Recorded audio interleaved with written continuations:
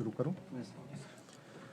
देखो, आज जो प्रेस कॉन्फ्रेंस बुलाने का जो मेरा मकसद है वो दो तीन मुद्दों पे ही फोकस रहेगा।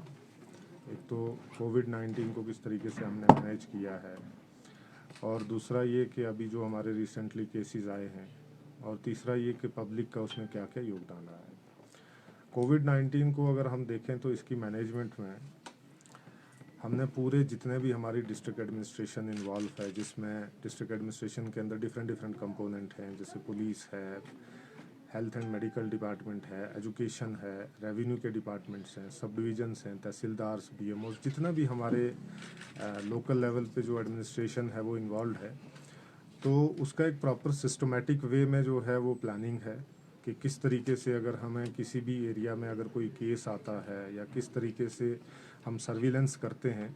तो इन सारी चीज़ों के लिए एक प्रॉपर वे में प्लान है, एक मैनेजमेंट है जो इम्प्लीमेंट हो रहा है ग्राउंड के ऊपर। जैसा आपने देखा ही है कि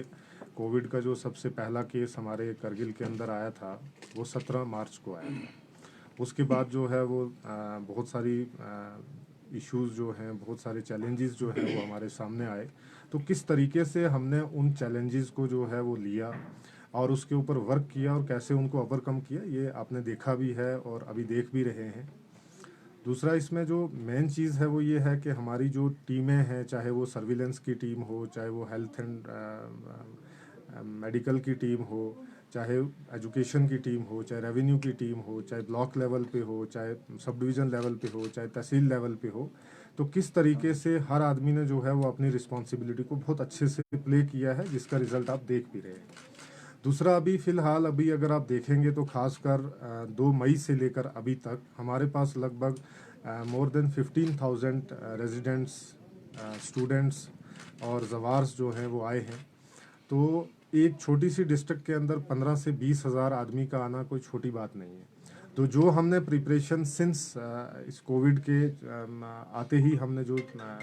चैलेंजेस जो हैं उनको लिया है, और उन चैलेंजेस को किस तरीके से हमने जो है वो ओवरकम किया है, तो ये सारी मेहनत जो स्टार्टिंग में हमने की उसी का नतीजा ये है कि आज की डेट में हमें सर्विलेंस में दिक्कत नहीं है। आज की डेट जो है वो हर घर में ऑन एन एवरेज 5 से 5,500 हज़ार के बीच में जो है वो करगिल डिस्ट्रिक्ट के अंदर जो पॉपुलेशन है उसको सर्विलेंस में रखा जाता है। हर डे दूसरे दिन किया जाता है, तीसरे दिन किया जाता है। तो कोई भी ऐसा सिम्टोमेटिक होता है या किसी को कोई परेशानी या इस तरीके के कोई सिम्टम्स होते हैं,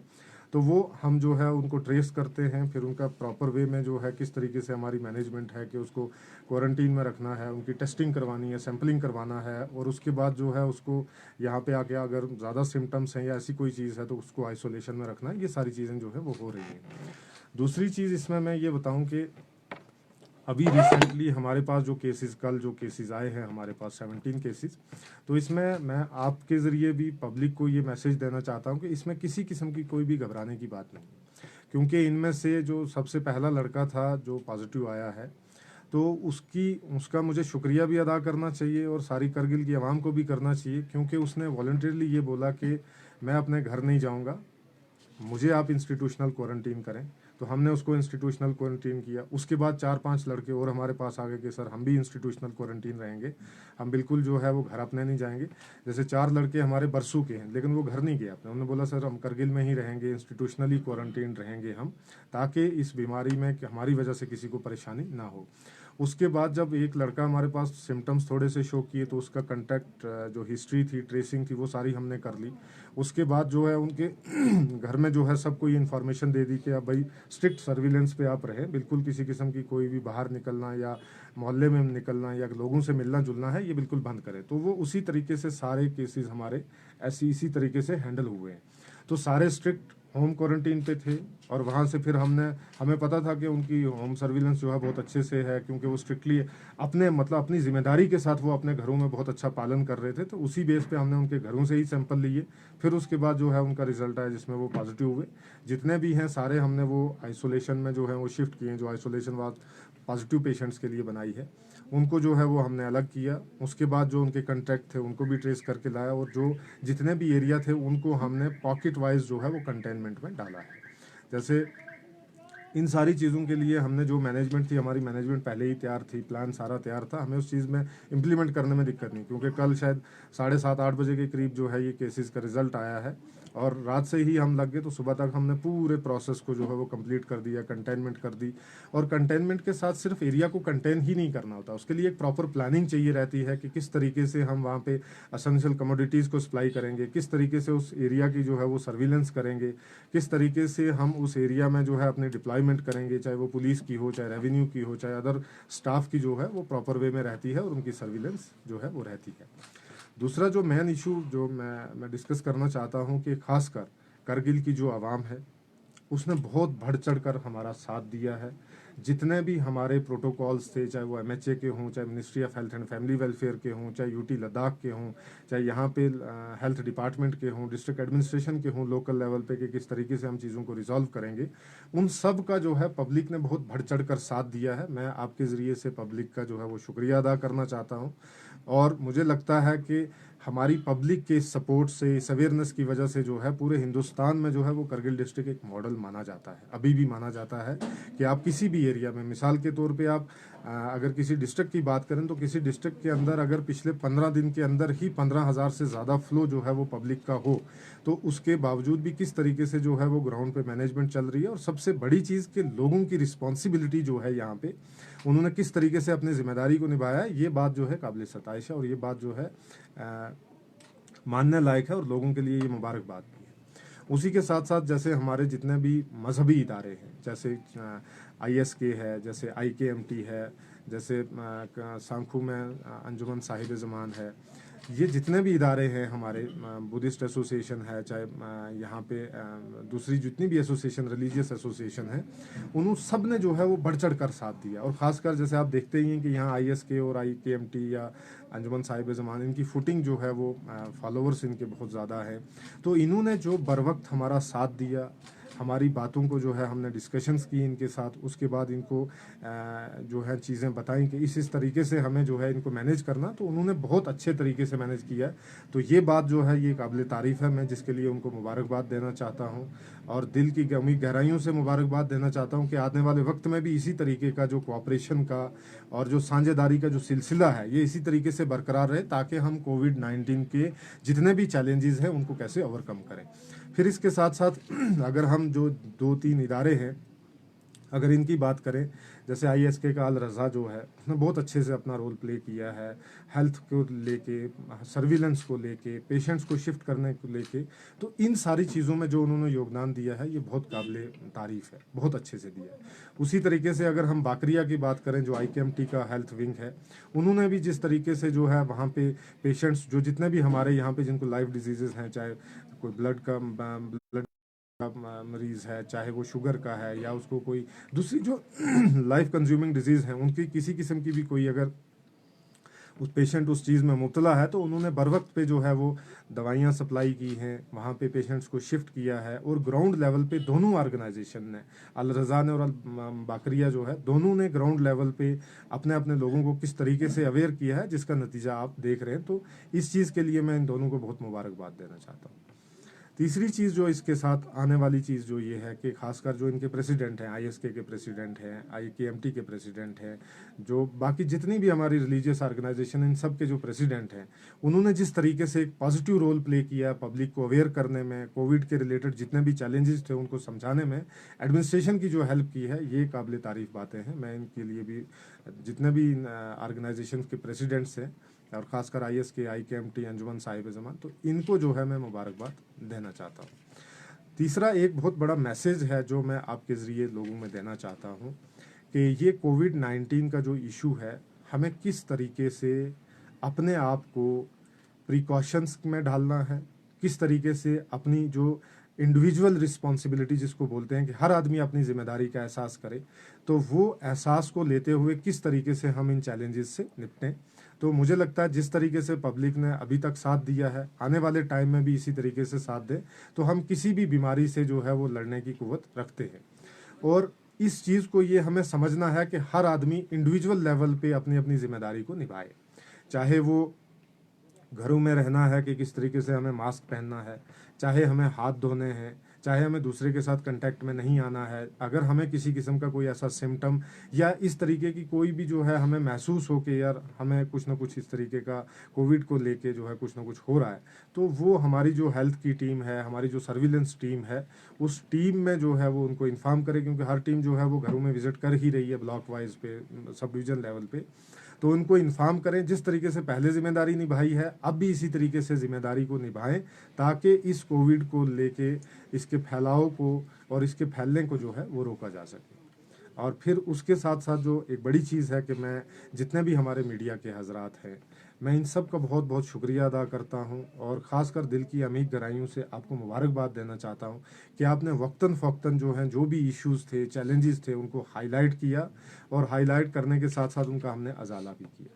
तो इसके लिए मैं आप सबको जो है वो बहुत बहुत मुबारकबाद देना चाहता हूँ। और आने वाले वक्त में भी आपसे मेरी यही दरख्वास्त है और यही उम्मीद है कि आने वाले वक्त में भी हम एक टीम बन के जो है वो काम करेंगे, क्योंकि एक आदमी के बस का ये काम नहीं है। हर आदमी जो यहाँ पे करगिल के अंदर है, हर आदमी का एक रोल है, रिस्पॉन्सिबिलिटी है जो निभाना है, चाहे वो डिस्ट्रिक्ट एडमिनिस्ट्रेशन हो, चाहे वो दूसरे हों, सबके साथ जो है मिलकर हमें इस चीज़ को काम जो है वो करना है। और इसी तरीके से जो कोविड-19 के चैलेंजेस हैं उनको हमें दूर करना है, उनसे निपटना है। फिर इसके साथ साथ मैं एक चीज़ ये भी आपको बताना चाहूँगा कि हमारे जितने भी ज़वार यहाँ पे आए, तो जिस तरीके से भी हमने इंतज़ाम किया, आपको तो पता ही है, वहाँ से लाना, यहाँ से इंस्टीट्यूशनल क्वारंटीन करना, उनको फील देना, और उस ताकि क्योंकि काफ़ी टाइम से ये बाहर थे, अगर हम बात करें कि ये बहुत टाइम से बाहर रहे, कुछ ईरान में रहे, कुछ दिल्ली में रहे, किसी तरीके से साइकोलॉजिकली आदमी घर से दूर है, परेशान हो जाता है। तो इन सारी चीज़ों को निपटाने के लिए यूटी एडमिनिस्ट्रेशन ने जो हमारा साथ दिया, गवर्नमेंट ऑफ इंडिया ने जो साथ दिया, और उसके साथ साथ जिस तरीके से हमारी काउंसिल ने इसमें एक्ट किया, बहुत अच्छे से इसमें काम किया, तो इसकी वजह से जो है हम अपने ज़वार्स को यहाँ पे लेके आए, उनको यहाँ क्वारंटीन रखा। अभी 1-2 दिन में उनका क्वारंटीन पीरियड भी पूरा हो रहा है, तो फिर हम उनको जो है डिस्चार्ज करके अपने अपने घरों में भेजेंगे, ताकि वो होम सर्विलेंस पे रहें। तो जिस तरीके से उन्होंने भी हमारा कोऑपरेट किया, अभी तक अगर देखेंगे तो 1000 के करीब ज़वार हमारे आए हैं। जिस तरीके से उन्होंने हमारा साथ दिया, हमारी गाइडलाइंस को फॉलो किया, हमें इस कोविड को फैलाव को रोकने में हमारी मदद की, तो इसके लिए भी मैं उनका बहुत बहुत शुक्रिया अदा करना चाहता हूँ। इसके साथ साथ जो हमारे कौंसिल है, खासकर हमारे जो पर्टिकुलरली फ़िरोज़ खान साहब हैं, और ख़ासकर ईसी जो हेल्थ है हमारे अली चंदन साहब जो हैं, बहुत एक टीम बना के जो है वो हम लोग चले यहाँ पे, और जिसका नतीजा जो है वो आप देख रहे हैं कि वक्तन फ़ौक्तन जो भी हमें उनसे हेल्प चाहिए थी, गाइडेंस चाहिए थी, या जिस तरीके का हमें सपोर्ट चाहिए था, उन्होंने बढ़ चढ़ कर जो है ये सपोर्ट हमें दिया है। और उस सपोर्ट का मैं उनको आपके माध्यम से शुक्रिया अदा करना चाहता हूँ कि किस तरीके से उनकी सपोर्ट से, पब्लिक की सपोर्ट से, मजहबी इदारों की सपोर्ट से, जो सियासी और समाजी इदारे हैं उनकी सपोर्ट से, किस तरीके से हम कोविड के चैलेंजेस को जो है वो हमने ओवरकम किया है। और इंशाल्लाह आने वाले टाइम में भी इसी तरीके से हम काम करते रहेंगे, ताकि हमारी पब्लिक को किसी किस्म की कोई परेशानी ना हो। इसके साथ साथ जो हमारी कोविड को लेके और डेवलपमेंटल एक्टिविटीज़ की जो बात है कि भाई कोविड है, इसमें बहुत सारे एसओपीज़ हैं कि आपको सोशल डिस्टेंसिंग करनी है, आपको मास्क पहनना है, आपको हाइजीन का प्रॉपर जो है वो ख्याल रखना है, और उसके साथ साथ डेवलपमेंट के काम भी करना है। तो इसके लिए भी हम फुली प्रिपेयर्ड हैं। हमारा प्लान जो है वो हमने काउंसिल से अप्रूव करा के अभी यूटी एडमिनिस्ट्रेशन को भेज दिया है। तो आने वाले 1-2 दिनों में प्लान भी जो है वो अप्रूव होकर हमारे पास जो है वहाँ पे आ जाएगा। तो उसके बाद जो है हम अपने जितने भी डेवलपमेंटल वर्क हैं, इनको भी कोविड-19 के जितने भी एसओपीज़ हैं, जितने भी इनकी गाइडलाइंस हैं, उनको मद्देनज़र रखते हुए हम ये काम्स भी जो है वो स्टार्ट करेंगे। जैसे आपने देखा है कि इस कोविड-19 में करगिल के अंदर अगर आप देखेंगे तो मेजॉरिटी ऑफ पॉपुलेशन जो आवाम है वो एग्रीकल्चर पे डिपेंडेंट है। तो एग्रीकल्चर का भी काम आपने देखा है कि वेल इन टाइम जो है वो पूरा हुआ, किसी किस्म की कोई शिकायत नहीं हमें आई, ना यहाँ से शिकायत आई कि हमें सीड जो है वो टाइमली डिस्ट्रीब्यूट नहीं हुआ। हाँ, 1-2 दिन अगर लेट ज़रूर हो गया है, तो वो आपको भी पता है कि ऐसे हालात में जो है वो 1-2 दिन डिले होना तो ये हो जाता है, इसमें कोई बड़ी बात नहीं है। फिर सीड पहुँचना, फिर जो इरीगेशन कैनाल्स हैं, आपने देखा होगा कि यहाँ पे सारी इरीगेशन जो एग्रीकल्चर जो है वो इरीगेशन कूल्स पे, जो छोटी छोटी हमारी जो ट्रेडिशनल कूल्स हैं उनके ऊपर डिपेंडेंट है। उनको किस तरीके से साफ़ करवाना है, उनके लिए लोगों के साथ कोऑपरेट करना है, उनको इजाज़त देनी है, और एक प्रॉपर वे में सर्विलेंस में जो है उनको साफ़ करवाना है। तो ये सारी चीज़ें भी बर वक्त जो है हमारी पूरी हुई हैं। और उसके साथ साथ अगर देखेंगे तो आज की डेट में जो खासकर करगिल के अंदर जो महात्मा गांधी नरेगा का जो कंसेप्ट है वो बहुत ज़ोरों शोरों से जो है वो चलता है। और यहाँ पे लगभग अभी तक जो है वो 350 से ज़्यादा काम जो है वो करगिल डिस्ट्रिक्ट के अंदर स्टार्ट हुए हैं, और उसमें से कुछ 50% कंप्लीट हुए हैं, कुछ at the verge of completion है। तो आप देख रहे हैं कि किस तरीके से इन सारी चीज़ों को जो है वो हमने ग्राउंड के ऊपर जो है वो इम्प्लीमेंट किया है, लोगों को जो है इस चीज़ के लिए अवेयर किया है कि देखो काम भी करना है और साथ साथ में हमें कोविड-19 के रिलेटेड जितने भी एसओपीज़ हैं उनको भी फॉलो करना है। उसी के साथ साथ अगर हम बात करें कि यहाँ पे हमारे पास रजिस्टर्ड लेबर्स भी हैं, लगभग 3,500 के करीब हमारे पास रजिस्टर्ड लेबर हैं जो करगिल के ही हैं। तो उनको भी हमने पिछले 3 महीनों में 1,000 रुपया फ़ी नफ़र जो है हमने वो उनको एज ए कोविड-19 असिस्टेंस जो गवर्नमेंट ऑफ इंडिया की तरफ से यूटी एडमिनिस्ट्रेशन की तरफ से जो है वो दी है। तो अभी तक लगभग हमने 3500 के करीब करीब जो है हमारे लेबर से उनको जो है ये 3 महीने की जो 1000 पर पर्सन जो एक रिलीफ है वो दिया है। उसके साथ साथ अगर मैं बताऊं आपको कि हमारा जो फूड डिस्ट्रीब्यूशन है खासकर सीएपीडी के थ्रू होता है, उसमें जो हमने अभी तक राशन की डिस्ट्रीब्यूशन की है जिसमें राइस हमने देने थे, तो वो अभी तक हमारा पूरे एरिया में कंप्लीट हुआ है। और मैं यकीन के साथ कहता हूं कि करगिल वाहिद एक ऐसा डिस्ट्रिक्ट है कि जिसने सबसे पहले इसको कंप्लीट किया है, क्योंकि हमने ये पूरा प्रोसेस जो है इस तरीके से मैनेज किया है कि पूरी डिस्ट्रीब्यूशन जो है वो अभी तक हो गई है। अभी जो पल्सेस की डिस्ट्रीब्यूशन जो पब्लिक में होनी है वो भी अभी पिछले 3-4 दिन में आई है हमारे पास, तो उसकी डिस्ट्रीब्यूशन भी जो है वो डिफरेंट ब्लॉक्स में हमने जो है वो शुरू कर दी है। उसी के साथ साथ अगर देखें तो हमारे पास एक असेंशियल कमोडिटीज़ की सप्लाई के लिए, उसकी मैनेजमेंट के लिए जो ट्रक श्रीनगर से या बाकी जगहों से आ रहे हैं हमारे पास, किस तरीके से उनको मैनेज करना है, किस तरीके से उनकी सप्लाई को जो है वो बहाल करना है, तो उसके लिए भी हमने एक असेंशियल कमोडिटीज़ की एक कमेटी बनाई हुई है जिसमें डीसी उसका चेयरमैन होता है, और जिसमें हमारे एसीडी साहब हैं, और उससे पहले जो यहाँ से एडीसी साहब जो थे पहले जो चले गए अभी ट्रांसफ़र हो गए हैं। तो किस तरीके से, और ख़ासकर पुलिस में जो हमारे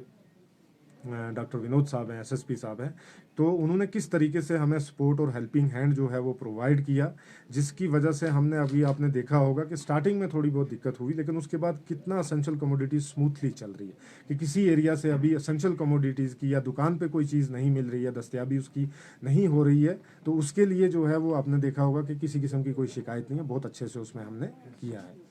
तीसरा जो सबसे बड़ी बात यह है कि देखो फ्रंट लाइन वर्कर हर आदमी है, उसमें डीसी भी है, एसपी भी है, हमारे रेवेन्यू के स्टाफ भी हैं, लेकिन दो जो ऑर्गेनाइजेशन हमारी हैं जिन्होंने बहुत अच्छे से जो है इसको प्ले किया। सबसे पहले तो मैं हेल्थ एंड मेडिकल की बात करूंगा, जिसमें हमारे डॉक्टर्स आते हैं, जिसमें हमारा पैरामेडिकल स्टाफ आता है, एनओज आते हैं, एम्बुलेंसेज के ड्राइवर आते हैं, जितनी भी ये सारी चीज़ें हमारी आशा वर्कर्स हैं, आंगनबाड़ी वर्कर्स हैं।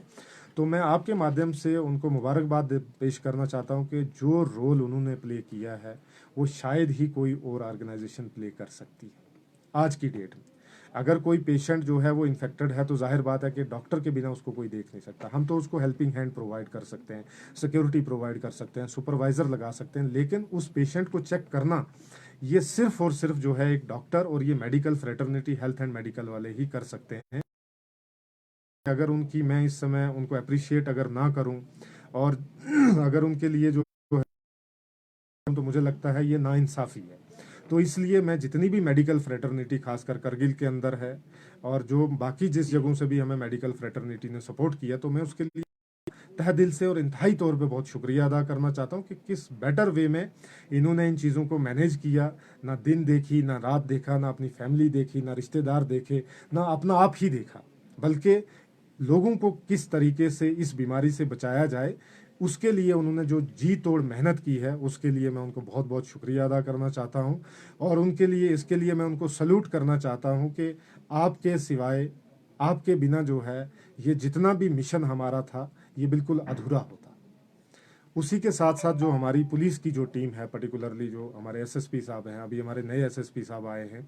तो इन दोनों ने, और ख़ासकर जितनी भी हमारी ऑर्गेनाइजेशन, चाहे वो मीनामर्ग में हम कहें हमारा एंट्री पॉइंट था, खंगराल में कहें, संजक में कहें, सांखू में कहें, चाहे उसके बाद संस्कार में भी हम कहें, तो जिस तरीके से उन्होंने जो है हेल्पिंग हैंड मेडिकल टीम को और एडमिनिस्ट्रेशन को प्रोवाइड किया है, इसके लिए भी मैं उनका बहुत बहुत शुक्रिया अदा करना चाहता हूँ।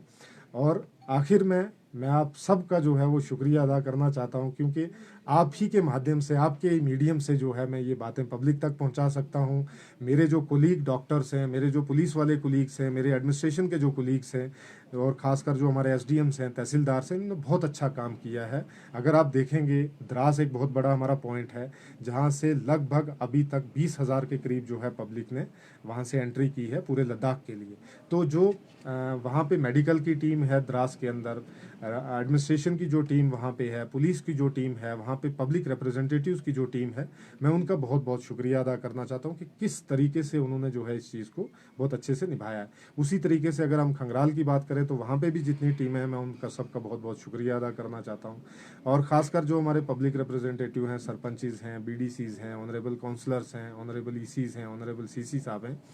इन सब का जो है मैं तहे दिल से शुक्रिया अदा करता हूं कि किस तरीके से उन्होंने इसको सपोर्ट किया। और ख़ासकर हमारे जो सरपंच एसोसिएशन के प्रेसिडेंट हैं मिस्टर ईसा अली, मैं उनका भी शुक्रिया अदा करना चाहता हूं कि किस तरीके से उन्होंने जो है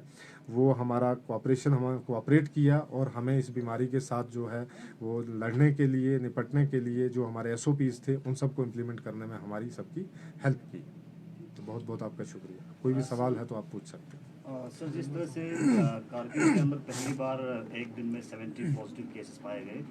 तो इसको मद्देनज़र रखते हुए कौन कौन से एरिया को कंटेनमेंट पॉलिसी के अंदर लाया गया है, और साथ ही साथ जिस तरह से दिल्ली से जो बस आए हैं, सेकेंड बेच में लगभग 6 बसेस दिल्ली से होते हुए जम्मू में भी बताया जा रहा है, जम्मू में भी रुका है और इसके बाद सोनमर्ग में भी रुका है, तो इन सारी चीज़ों को मद्देनज़र रखते हुए कॉन्टैक्ट ट्रेसिंग किस तरह से कर रहे हैं, और साथ ही साथ इंतज़ामिया की तरफ से किस तरह की सख्त इंतजाम की गई हैं? देखें, इसमें मैं आपको एक बात बताना चाहता हूँ कि कोई भी जब केस ऐसा आता है, और ये डे 1 से ही हमारी सर्विलेंस पे थे, मतलब हमारे लिए, डिस्ट्रिक्ट एडमिनिस्ट्रेशन के लिए या मेडिकल की टीम के लिए या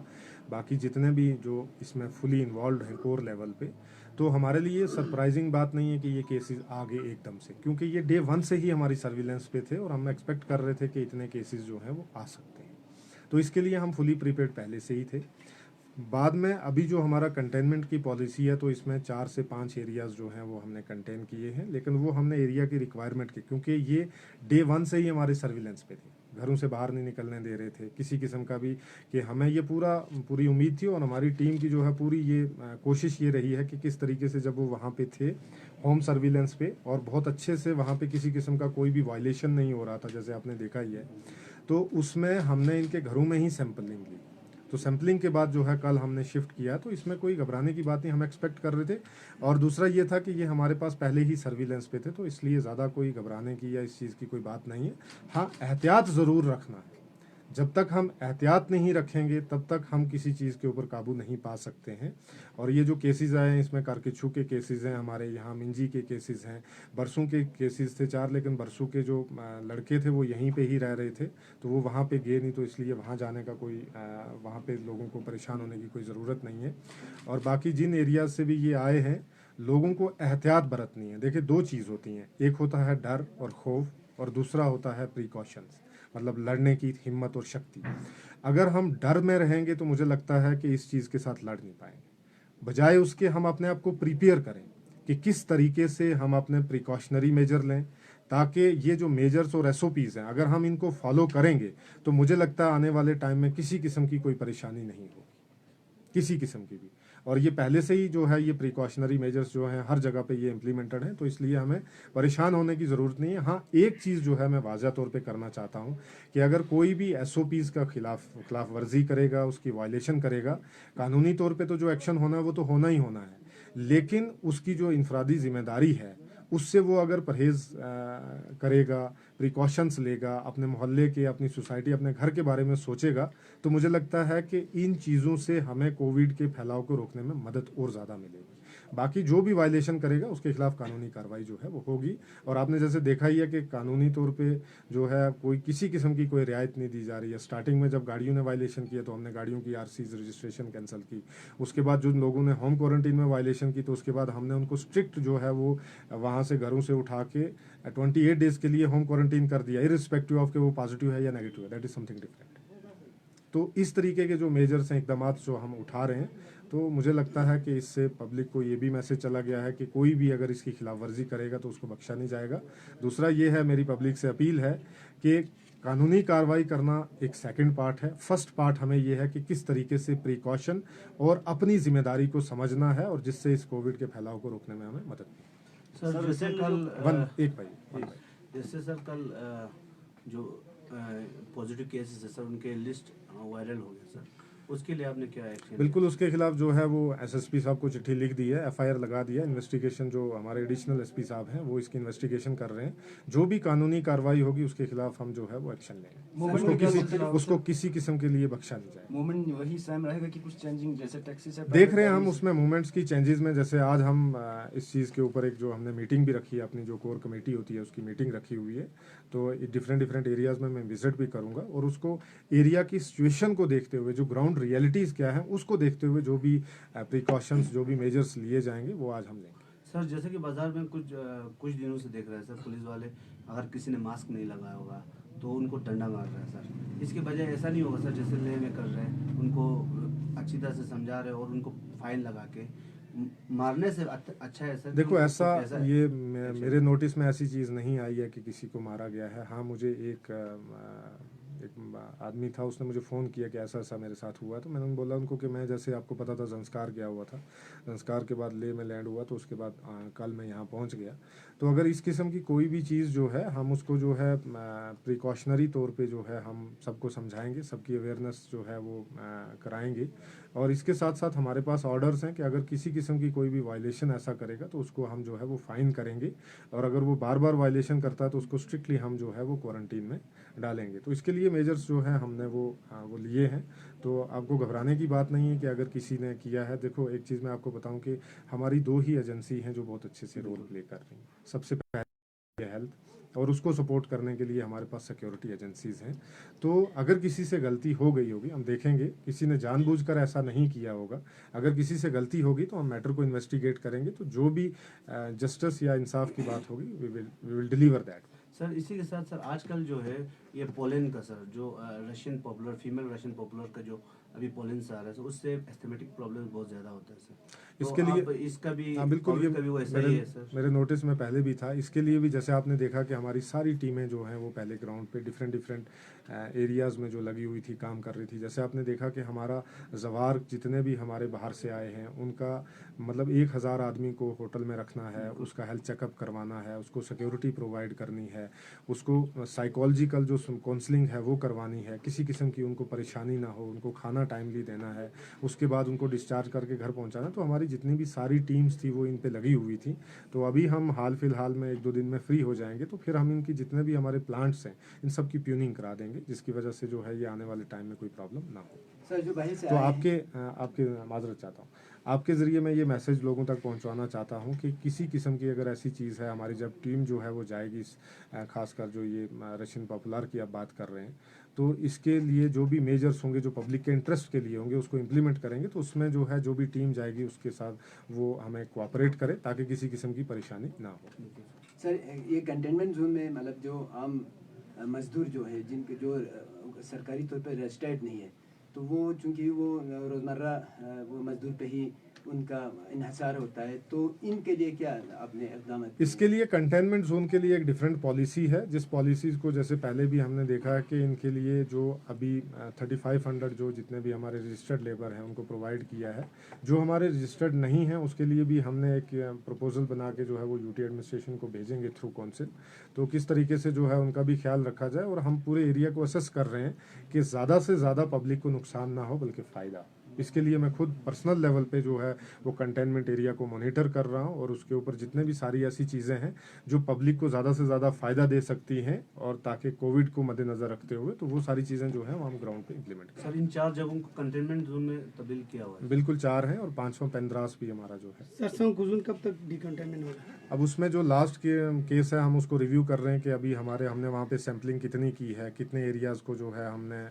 कलेक्ट किया है, सैम्पलिंग कलेक्ट की है। तो वो सैम्पलिंग का रिजल्ट आ जाए तो मुझे लगता है 2-3 दिन के बाद जो है हम एक रिव्यू मीटिंग में सांखू में खुद जाके उसी एरिया में ही जाके वहाँ की पब्लिक रिप्रेजेंटेटिव्स जो हैं उनके साथ, मेडिकल की टीम के साथ, जो हमारी पुलिस और एडमिनिस्ट्रेशन की जो टीम है उनके साथ एक प्रॉपर डिस्कशन करके हम देखेंगे कि उसमें क्या हो सकता है। सर रिसेंटली जो पॉजिटिव केसेस आ रहे हैं जिनकी ट्रैवल हिस्ट्री ज़्यादातर दिल्ली से आ रहे हैं, क्या दिल्ली से आए हुए पैसेंजर्स को इंस्टीट्यूशनल क्वारंटीन में रख रहे हैं? और इस तरह से स्टूडेंट एसोसिएशन ने भी आपको सजेस्ट किया था कि कुछ बैच को इंस्टीट्यूशनल क्वारंटीन में रखा जाए। देखो, जैसे हमें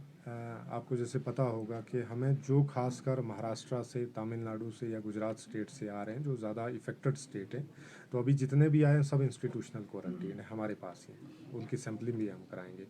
लेकिन अगर आज की डेट में आप अगर देखेंगे कि जितनी हमारी गाइडलाइंस हैं, एसओपीज़ हैं, और जितने भी यहाँ पे जो लोकल गाइडलाइंस हैं, उनको मद्देनज़र रख के अगर हम देखेंगे तो सारे जो हैं वो लगभग 15-15 दिन, 16-16 दिन जो हैं वो क्वारंटीन में पूरे कर चुके हैं, कुछ करने वाले हैं। तो अभी तक किसी किस्म का कोई सिम्टम नहीं है। मैं तो स्टूडेंट फ्रेटर्निटी खासकर जो है, मैं उसको मुबारकबाद देना चाहता हूँ कि वो मतलब अपने आप जो है, अगर इस किस्म की कोई चीज़ लग रही है उनको, तो वो अपने आप जो है सामने आ रहे हैं, जिससे हमें इस चीज़ को जो है वो बहुत अच्छे से टैकल करने में मदद मिल रही है। तो बाकी कोई घबराने की बात बिल्कुल भी नहीं है। जो हमें लगता है कि किसी रेड जोन से, अभी रेड जोन से जो कंट्री के डिफरेंट रेड जोन से आए हैं, तो 2500 के करीब हमारे पास अभी हैं। उन सब की जो है हमने ये उनको प्लान किया है कि उन सब की सैम्पलिंग करवाएंगे, और सैम्पलिंग करवाने के बाद जो है हम देखेंगे। लेकिन अब उसमें से मोस्टली जो है वो अपना क्वारंटीन पीरियड जो है वो पूरा कर चुके हैं, लेकिन अभी भी वो सर्विलेंस के ऊपर जो है वो रहेंगे। सर खासकर एजुकेशन के हवाले से, क्योंकि लॉकडाउन के चलते स्कूल सारे बंद रहे, तो इस बीच रिपोर्ट आ रही है कि कुछ जो कॉलेजेस और स्कूल्स खोल रहे हैं, और साथ ही साथ दूर दराज इलाकों में इंटरनेट फैसिलिटी न होने की वजह से, टेलीकम्युनिकेशन न होने की वजह से परेशानियों का सामना करना पड़ रहा है। और आपने जब सांगू कंटेनमेंट एरिया विजिट किया था, वहाँ पे लोगों से भी एश्योरेंस किया था कि टैबलेट्स और जो सिस्टम दे देंगे ऑफलाइन क्लासेस के लिए, तो इसके लिए आप पॉलिसी भी बना रहे थे। तो इस वक्त क्या स्टेटस है और कब से चीज़ें स्टार्ट? जैसे मैं आपको बिल्कुल, बहुत अच्छा सवाल आपने किया कि अभी कॉलेजेस और स्कूल खोलने का जो है वो कोई भी प्रोटोकॉल बनेगा वो यूटी एडमिनिस्ट्रेशन ही बताएगी। हमारी तरफ से जो इनपुट्स जाती हैं वो हम भेजते हैं। उसके बेसिस पे जैसे आपने बोला कि अभी रिसेंटली हमारा एजुकेशन डिपार्टमेंट जो है वो सारी चीज़ों को जो है वो रिकॉर्डिंग कर रहा है। तो जिस तरीके से हमारी रिकॉर्डिंग पूरी होगी, उस तरीके से हम जो ऑफलाइन एरियाज़ के अंदर लोग हैं, पर्टिकुलरली जो सांखू ब्लॉक है, जो खासकर शरगोल वाला जो इलाका है, या चित्तन का कुछ इलाका है, सिल्मू बटालिक का कुछ पोर्शन है, जंस्कार का कुछ पोर्शन है, द्रास में भी कुछ ऐसे एरिया हैं, और करगिल टाउन के अंदर भी कुछ ऐसे एरियाज़ हैं जहाँ पे इंटरनेट की फैसिलिटी अवेलेबल नहीं है। तो हम वहाँ पे जो है ऑफलाइन रिकॉर्डिंग जो भेजेंगे। जैसे मैंने आपको बताया, मैंने टैबलेट का वादा नहीं किया, मैंने ये बोला कि हम स्कूल में जो है वो, क्योंकि हर स्कूल के अंदर आप देखेंगे कि कहीं ना कहीं एक सिस्टम होता है जिस सिस्टम के ऊपर जो है वो काम किया जा सकता है। तो हम वहाँ पे जो है ऑफलाइन जो जितना भी मटेरियल होगा वो हम 1-2 दिन के अंदर डिस्पैच हो गए। क्योंकि अगर आप देखेंगे इसमें एक प्लानिंग चाहिए कि प्रॉपर वे में रिकॉर्ड होना चाहिए। रिकॉर्डिंग के बाद वो जो रिकॉर्डिंग की है वो समझ में भी आनी चाहिए बच्चों को, और किस तरीके से हम फेज्ड मैनर में इसको चलाएंगे। तो 1 या 2 स्कूल जो हैं पर्टिकुलरली हम डेजिग्नेट करेंगे, वहाँ सोशल डिस्टेंसिंग और इन सब चीज़ों का नाम को ध्यान में मद्देनज़र रखते हुए हम इन एरियाज़ में जो है वो सप्लाई करेंगे, और 1-2 दिन के अंदर जो जितना भी रिकॉर्डेड मटीरियल है वो जाएगा। सर ये आशा वर्कर और जो आंगनबाड़ी वर्कर्स है, उनका कहना है कि सर चूँकि उनको मुख्तसर सा जो सरकार जो तनख्वाह की तरह जिस तरह थोड़ा बहुत देता है, वो भी बहुत महीनों से मतलब रुका हुआ है। तो नहीं, रुका हुआ बिल्कुल नहीं होगा। कि हमने जो जितना भी इनका एक, जैसे अगर आप देखेंगे तो ये परफॉर्मेंस बेस्ड ऑनरेरियम होता है कि जितनी आपकी परफॉर्मेंस है उसके बेस पे दे रहे हैं। लेकिन अभी तक ऐसा कोई इशू नहीं होगा कि उनको जो है वो ना मिले। हाँ, जो जितना गवर्नमेंट का जो एक रेट है या जो गवर्नमेंट ने डिसाइड किया है वो तो मिलेगा। अब उसके ऊपर नज़रसानी करनी है तो वो गवर्नमेंट ही कर सकती है। नहीं सर, इसमें ऐसा है ना सर, जितने भी अभी कंटेनमेंट जोन से अब अगर कहीं भी अगर सर्विलेंस के लिए जा रहे हैं तो हेल्थ वर्कर्स के साथ आशा वर्कर्स और आंगनवाड़ी वर्कर्स